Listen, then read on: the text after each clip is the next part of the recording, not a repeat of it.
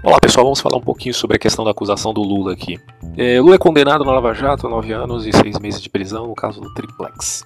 O juiz Sérgio Moro, responsável pelo processo da Operação Lava Jato, na primeira instância condenou o ex-presidente Luiz Inácio no processo que envolve o caso da compra e reforma de um apartamento Triplex no Guarujá, no litoral de São Paulo. Lembrando que esse é um processo, ainda tem mais processos, como o do sítio, como a questão de tráfico de influência, que tem relação com Angola, com países também da América Latina.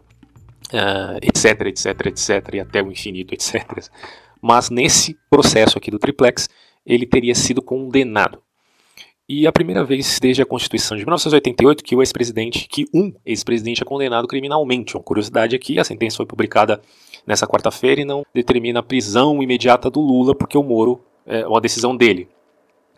Isso aí foi bastante questionável, até onde eu estou vendo as notícias aqui. Qual foi a justificativa do Sérgio Moro não decretar a prisão do Lula, considerando que ele, de fato, teria sido condenado. E até onde eu entendi, o Moro queria evitar excessos passionais, da famosa patos grega.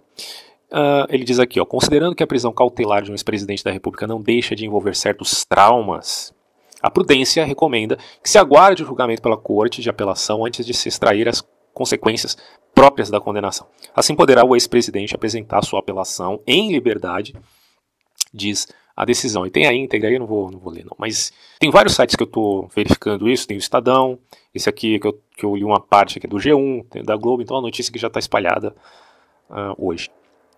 Por falta de provas suficientes da materialidade, entre aspas, o juiz absolveu Lula das acusações de corrupção de lavagem de dinheiro.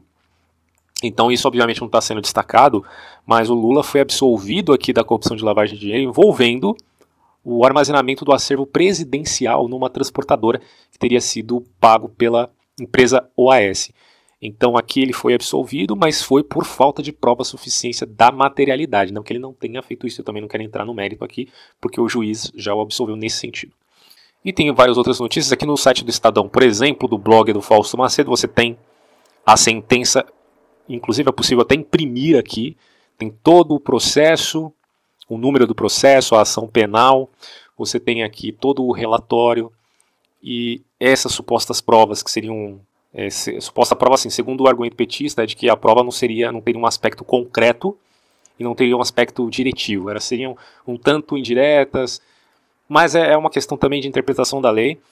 Para quem quiser ler a sentença, está disponível já na internet, então eu já ouvi alguns juristas falando do assunto, ouvi também um advogado dizendo que não é preciso ter mais cautela quanto a essa condenação, e outros juristas dizendo, se não me engano, o próprio Miguel Reale, claro que tem toda uma conotação aí pesarosa quanto ao aspecto político, dizendo que conforme esse relatório já é disponível aqui na internet, quer dizer, a sentença toda, deflagra que é impossível achar que ele seja inocente neste caso, e mais do que isso, não há espaço algum para vitimismo, como é comum, né, para a esquerda, esse tipo de prática.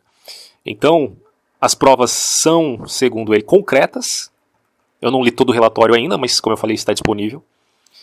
E o discurso, obviamente, do PT sempre vai ser o de tentar defender o seu líder maior, que é o Luiz Inácio Lula da Silva. Né? Eles nunca vão querer admitir que ele tenha sido culpado de algum crime. Agora eu quero destacar esse elemento, tá? Esse é um dos processos ainda, mesmo condenado.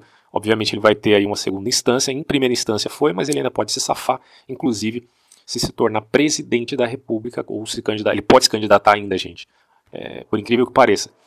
Obviamente é um absurdo alguém se candidatar à presidência da República já tendo sido condenado em primeira instância. Né? E o detalhe interessante é esse. A gente já não precisa mais ficar com papas na língua quanto a essa ideia de Lula é só suspeito, mas não é condenado, então a gente não pode falar. Ele agora literalmente foi condenado, pelo menos em um dos processos que pesam sobre o ex-presidente. Agora, detalhe importante que isso aqui, essa condenação é uma das menores, né? Porque o maior problema do Lula, como já enfatizei em outros vídeos no meu canal, tem relação aí com o seu vínculo com países da América Latina que tem um cunho socialista bolivariano, marxista, ou poderia chamar de neomarxismo, ou poderia chamar também de gramscianismo, poderia chamar aí de uma ala mais moderada do leninismo, o que você quiser chamar. Ele tem esse vínculo, ainda que ele não seja um intelectual.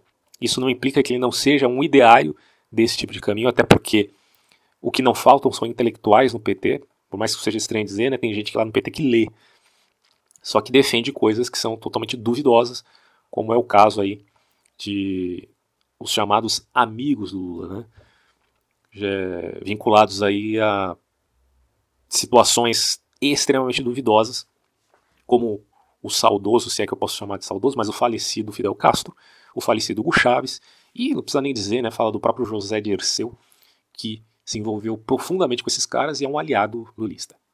Então é isso. Quem tiver mais interesse no assunto, já pode pesquisar, porque tem bastante coisa aí na internet, bastante gente comentando. Um grande abraço, até próximos vídeos, tchau.